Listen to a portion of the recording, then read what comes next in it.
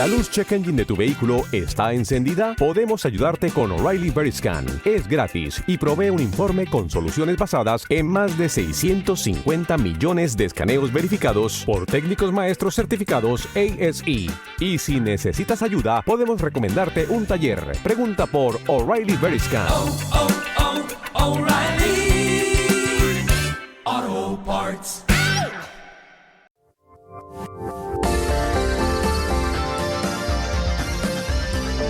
El sendero está abierto, donde camina el vagabundo olvidado con su jaula de tiempo.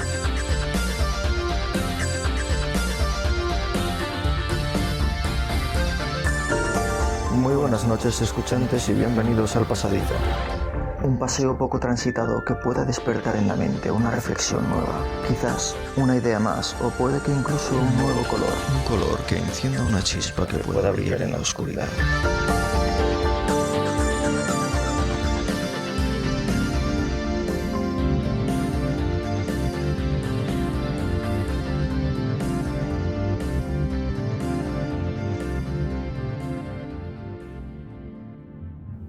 Muy buenas, escuchantes. Confiemos en que vaya bien por ahí.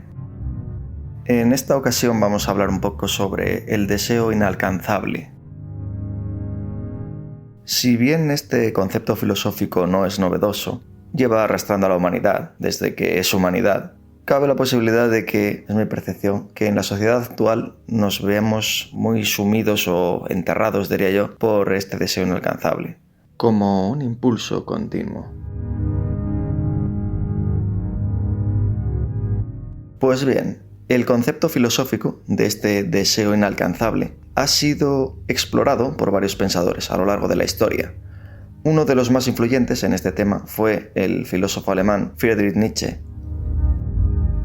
En su obra, Nietzsche discute cómo los deseos humanos a menudo están motivados por metas o logros que nunca pueden ser completamente alcanzados, lo que puede llevar a una constante búsqueda y, lógicamente, también a una constante frustración. Y la palabra clave aquí es constante, continua, es como algo que nunca termina. Es decir, el deseo nunca colma nuestras expectativas, incluso que cada vez deseáramos más, que ese deseo se llegue a acrecentar una vez cumplido el anterior. Todos lo buscamos. Unos buscan su pareja ideal, una persona que sea buena, guapa y lista, y también sana, ¿por qué no? Adinerada y exitosa quizás, deseos sexuales, etcétera, etcétera. Y bueno, no tiene por qué ser todo junto e incompatible. Y bueno, cada vez más, todos los atributos mágicos que cada quien pretenda amontonar en su ideal. Porque esos atributos pueden no ser los mismos siempre, porque también pueden no ser tan adorables para otros. Por ejemplo, hay quien busca ese deseo en un asesino en serie, por decir algo. Otros buscan el deseo en aspectos materiales clásicos, como la fama duradera o el mucho dinero, que esta palabra también es clave, duradera, porque si es una cosa puntual, bueno, quien más quien menos ha tenido su momento de gloria o su momento en el que se ha podido dar un capricho, o bueno, atisbar de alguna manera ese más del que tenía. Y pues eso, deseos materiales como riquezas, propiedades, que en bastantes ocasiones todo esto se entremezcla con los anteriores, ¿no? O también hay quien busca colmar el deseo en aspectos menos materiales, como el amor puro o la amistad perpetua. El deseo de la perdurabilidad de su yo y de sus obras terrenales, como por ejemplo, no sé, en el arte, pues tener una buena canción, escribir el mejor libro. No sé, quizás el recuerdo de su nombre en las generaciones venideras, no solo como persona famosa, sino incluso entre su propia familia, ¿no? Y por supuesto que estos recuerdos sean buenos o al menos dignos. Hay quien solo desea el no cambio, la rutina sin preocupaciones, ni incertidumbres, ni problemas varios que nos acucian a diario, o casi a cada minuto, en el mundo de directo en el que vivimos, de estrés y ansiedad, que eso sí que parece haberse convertido en algo perpetuo para la mayoría. En definitiva, cada quien tiene su escala de grados y valores de deseo. Como los problemas, hay quien se angustia por la enfermedad más sencilla y desea entonces recobrar la salud que tenía hace unos minutos. Quien desea fervientemente poder comerse un bocadillo cuando le han tenido que sacar los dientes, o le han puesto una ortodoncia complicada, por ejemplo. Y hay quien se angustia, no sé, por ejemplo, por elegir el color de su nueva estancia, o porque la enésima prenda de temporada que se ha comprado no le cabe ya en el armario y desearía tener un enorme vestidor, por ejemplo. Bueno, creo que se entiende esto. Sin embargo, ese deseo estaría ligado de alguna manera a la infelicidad o a la felicidad del vacío, provocada por el ego, como dice el Dr. Segarra. Porque no nos aporta una felicidad, digamos, real, duradera o de la que no te arrepientas en el futuro, sino como algo que ni te vas a acordar cuando pasen, unos instantes casi después de haber obtenido eso que deseabas.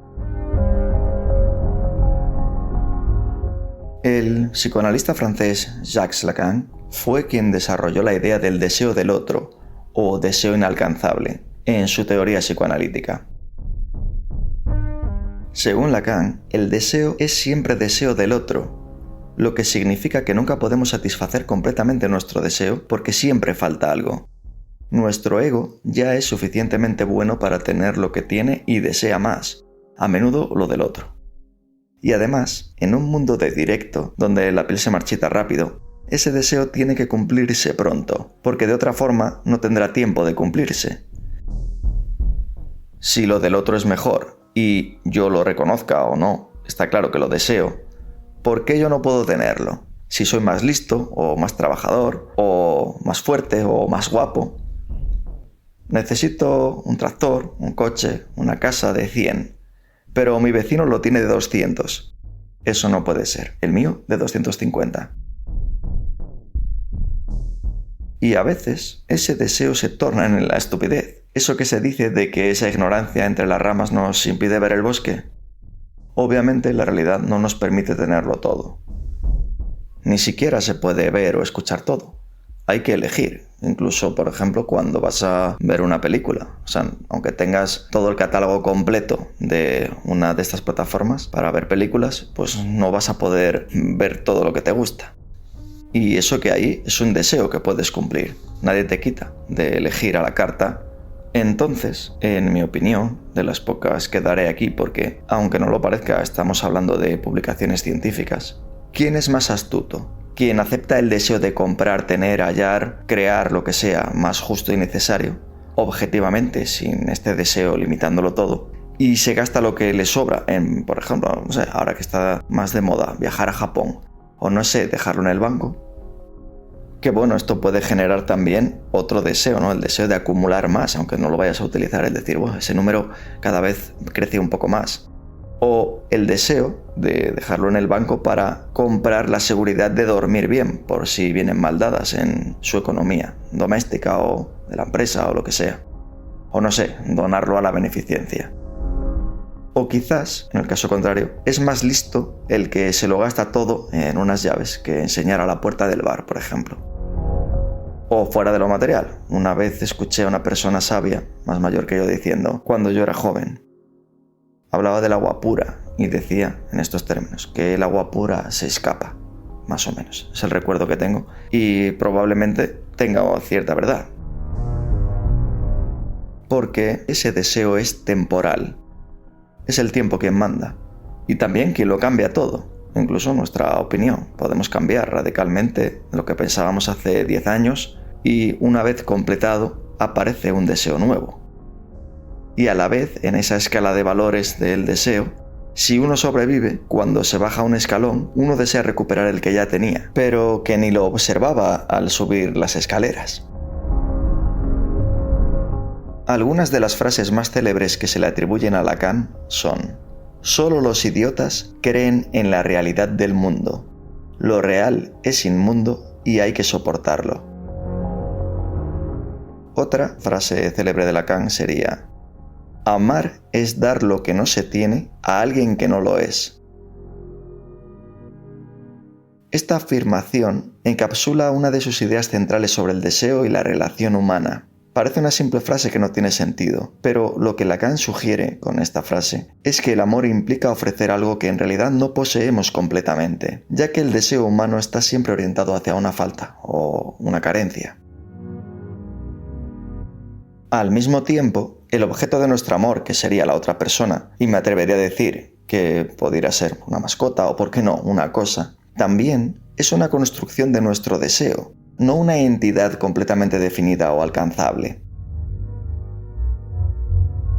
En resumen, Lacan expresa que el amor verdadero está marcado por la ausencia y el anhelo de lo inalcanzable, tanto en lo que damos como en lo que buscamos en el otro. Y me atrevería a decir que esto lo podemos extrapolar a todas las cosas, no solo al amor, sino al sexo, a las riquezas, etc. Esta perspectiva se entrelaza con su teoría del deseo y el inconsciente, estructurado como un lenguaje, que es en la rama en la que Lacan destacó, en el que siempre hay algo que falta, algo que nunca se puede alcanzar completamente. La interminable lista incompleta que se alarga cada vez más, y en la que no habrá vidas suficientes para tachar más rápido de lo que se suman nuestros deseos. Y esta es la propia naturaleza humana. De lo contrario, dejaríamos de ser humanos en su misma esencia. Otra de las frases célebres de Lacan es: la estructura del inconsciente es similar a un lenguaje. Esta frase, que parece simple, es tan compleja como dominar un idioma, que por cierto, ni siquiera el italiano es tan fácil como parece para un hispano. Pues bien, Lacan, influenciado por las teorías de Freud, desarrolló su propia teoría psicoanalítica en la que argumenta que el inconsciente se estructura como un lenguaje. Esto significa que los procesos inconscientes siguen las mismas reglas y estructuras que el lenguaje en sí mismo, como la metáfora y la metonimia. La metonimia consiste en designar una cosa con el nombre de otra, con la que tiene una relación de proximidad o de conexión lógica. A diferencia de la metáfora, que se basa en la semejanza entre dos elementos, la metonimia se basaría en una relación real y concreta entre ellos. Un ejemplo común de metonimia: la pluma es más poderosa que la espada. En esta frase, la pluma se usa para referirse a la escritura y la espada para referirse a la fuerza militar o a la violencia. Pues bien, en este contexto, el inconsciente está compuesto por signos y significados que se organizan de manera similar a como lo hace el lenguaje hablado y escrito. Como hemos visto, todo este tipo de arquitectura del lenguaje no es tan sencilla como simplemente leer textualmente o literalmente. De hecho, el lenguaje es una forma de expresión de nuestro raciocinio, pero también de nuestro inconsciente y de nuestro subconsciente. Se incluye así la parte de la mente que contiene pensamientos, recuerdos, deseos, experiencias y sentimientos de los que no somos conscientes, pero que influyen en nuestra conducta y emociones. Y por si alguien se lo pregunta, subconsciente e inconsciente, aunque se usan como análogos, tienen matices diferentes. El inconsciente es una capa más profunda y difícil de acceder en nuestro cerebro o nuestra mente, que está lleno de contenidos reprimidos y dinámicos que influyen en nuestra psique. Incluye deseos, en ocasiones muy oscuros, que pueden o no ser reprimidos, de ahí algunos de estos asesinos más célebres, mientras que el subconsciente actúa como un almacén de información y sobre todo de experiencias que no están en el foco de la conciencia, pero que son más fáciles de recuperar.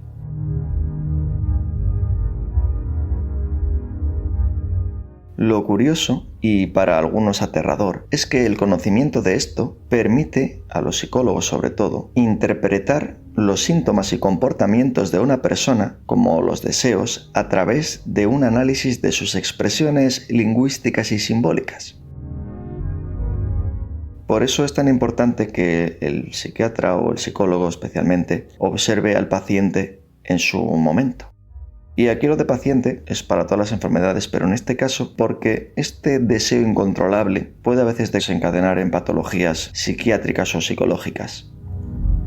Y que el psiquiatra o el psicólogo te observe le da una información extra en lo que dices, en cómo te expresas. Y todo esto es como ir un poco más allá de leerte la mente. Es también buscar en lo profundo. Según Lacan, el deseo siempre está dirigido hacia algo que nunca puede ser completamente alcanzado o satisfecho porque está constantemente mediado y formado por el lenguaje y las estructuras simbólicas que gobiernan nuestro inconsciente. Sí que es verdad que todas estas teorías pueden tener discrepancias, pero en general la ciencia acepta, si no todo, parte de ello.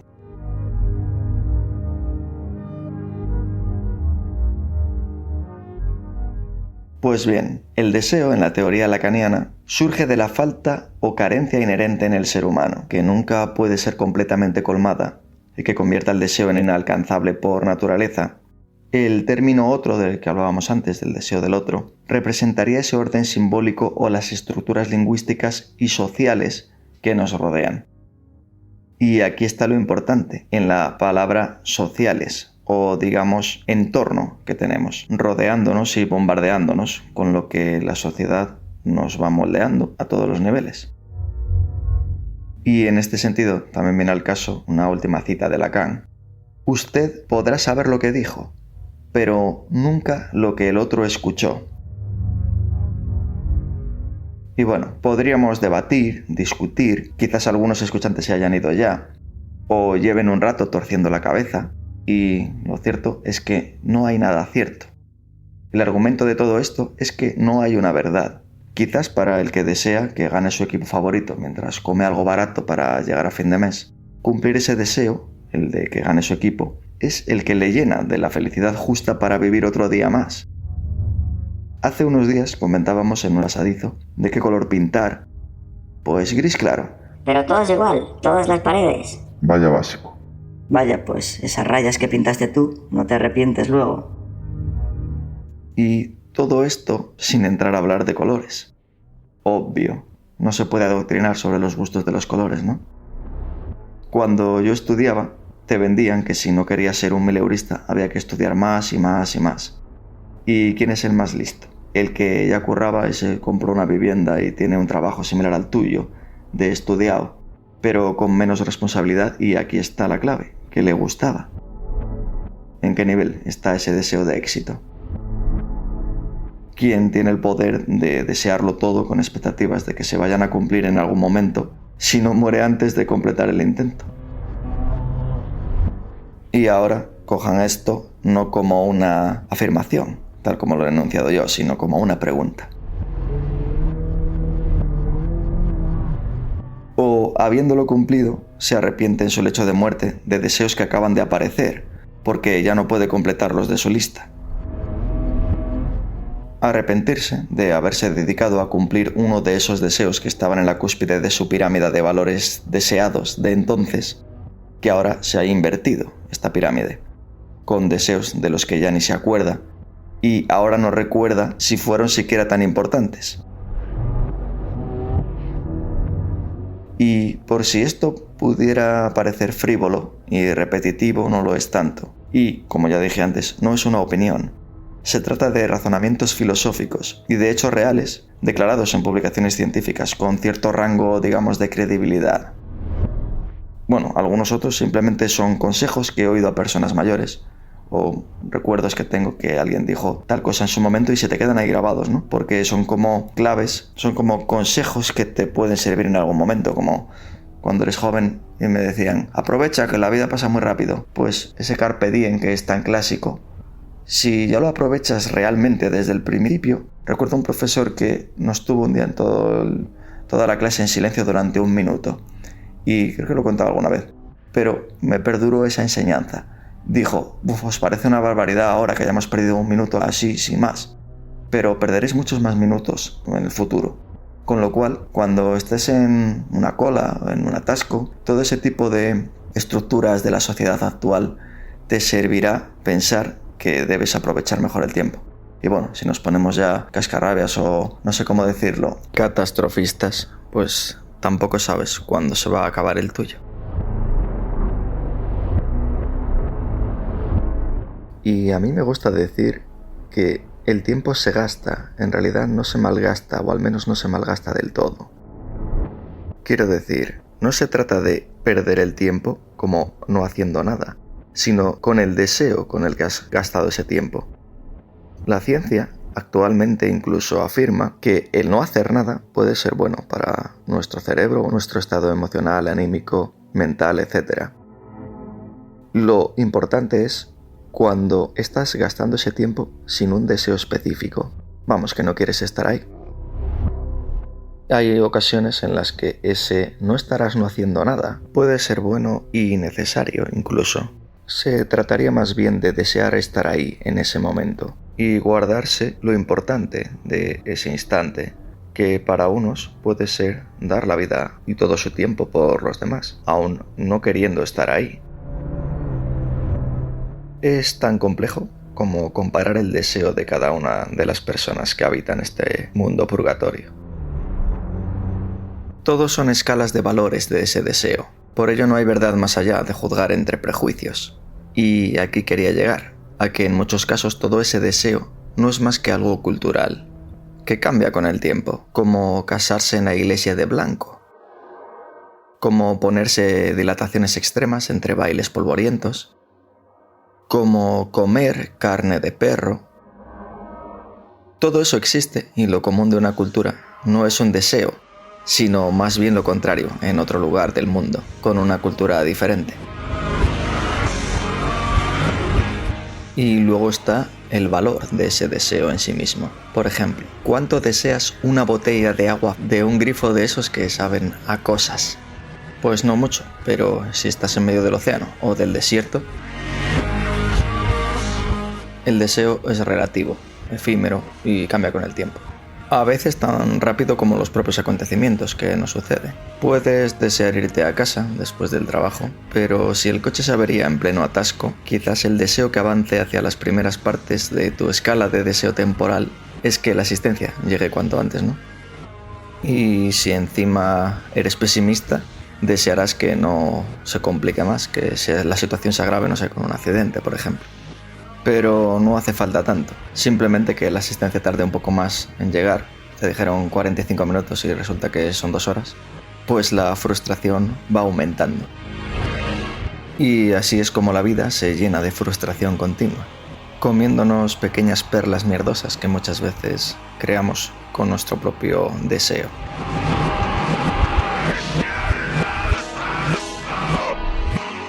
Hace escasos meses, en 2024, Aguado Vázquez publicó en Logos, que es una revista de filosofía de la Universidad La Salle, en México, un artículo sobre el deseo como fundamento del sujeto, como un principio dinámico de la cultura. Plantea una reflexión psicoantropológica sobre la reproducción simbólica. El artículo desarrolla conceptualmente la relación entre deseo y reproducción cultural. De su artículo se deduce que este concepto de reproducción cultural se basa en esa forma en que somos simples ovejas en reproducción constante de nuestra propia cultura. Heredada, en ocasiones, en gran parte, lo que siempre nos inculcaron, y vimos, pero también en nuestra propia cultura, en la medida en que la sociedad avanza y vamos creando una nueva cultura. También se enfatiza el deseo como un proceso que articula al sujeto con la cultura. Quiero hacer un inciso aquí para exponer que no se refiere a la cultura de las artes, aunque también, sino más bien con el término cultural, ¿no? De nuestra cultura social en general, de nuestras tradiciones, etcétera, etcétera, como eso, la parte etnográfica, bueno, creo que se entiende, no específicamente de lo que es cultura como la música, la pintura y estas artes. Pues bien, cada cultura presenta prácticas rituales y ritualizadas, muchas veces inventadas o creadas, a veces idolatradas, que son las encargadas de regular los deseos de los individuos con el objetivo de constituirlos como esos sujetos reproductores de los que habla el artículo, reproductores de una cultura determinada, pues supongo que cada uno en la que viva.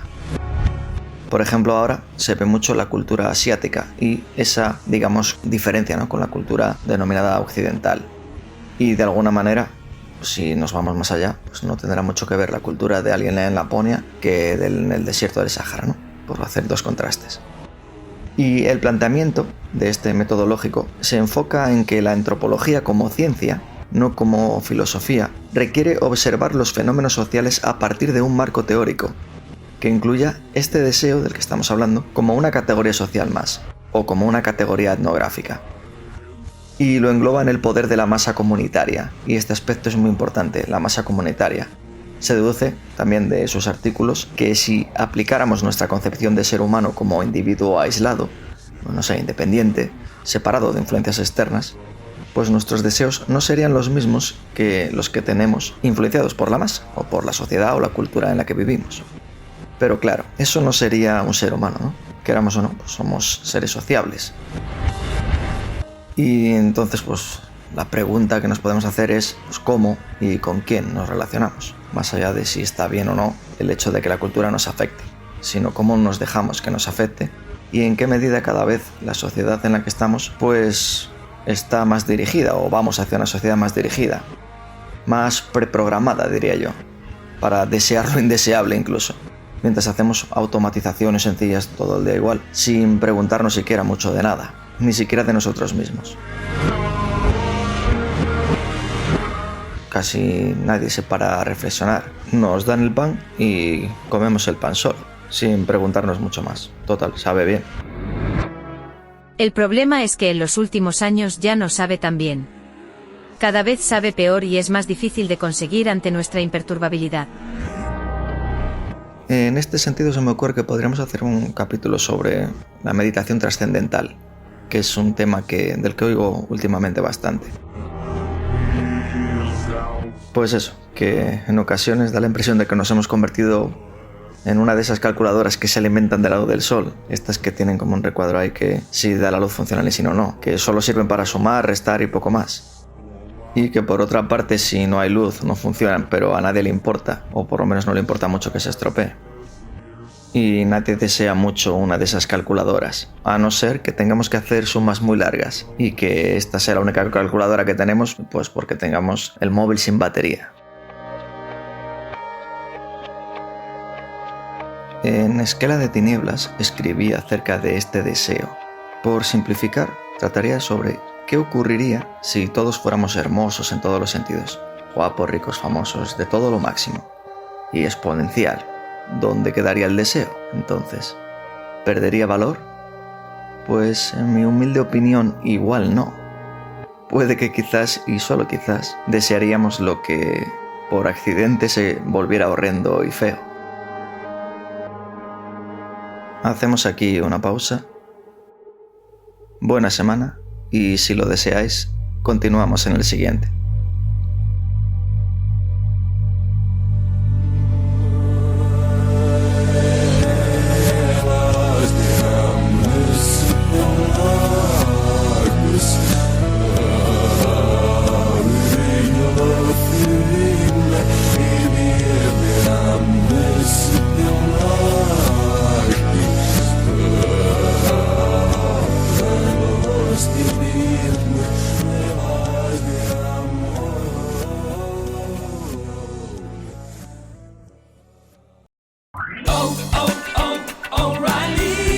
¿La luz check engine de tu vehículo está encendida? Podemos ayudarte con O'Reilly Veriscan. Es gratis y provee un informe con soluciones basadas en más de 650 millones de escaneos verificados por técnicos maestros certificados ASE. Y si necesitas ayuda, podemos recomendarte un taller. Pregunta por O'Reilly Veriscan. O'Reilly Auto Parts.